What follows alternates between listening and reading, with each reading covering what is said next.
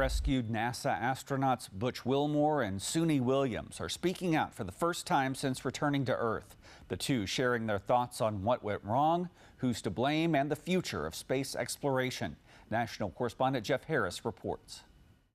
The two didn't directly blame anyone for this mishap, instead saying there were things everyone could have done, including Boeing and NASA, to change the outcome.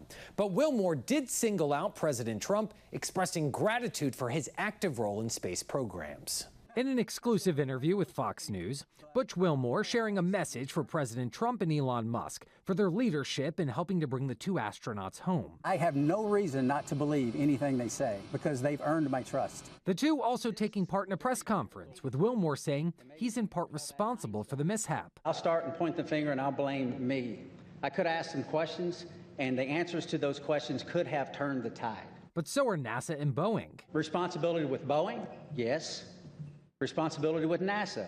Yes. The duo set off for what was supposed to be an 8-day test flight on Boeing's Starliner in June of last year.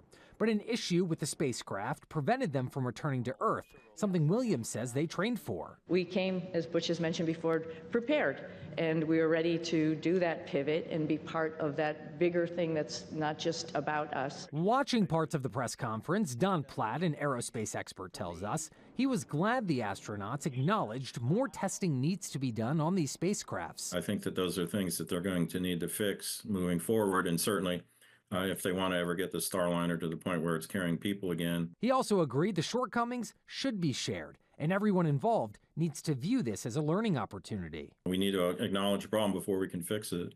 Now, at the end of that press conference, Wilmore also shared that he relied heavily on his faith to help get him through this journey, attending a church virtually every Sunday, saying it was a vital part of his routine.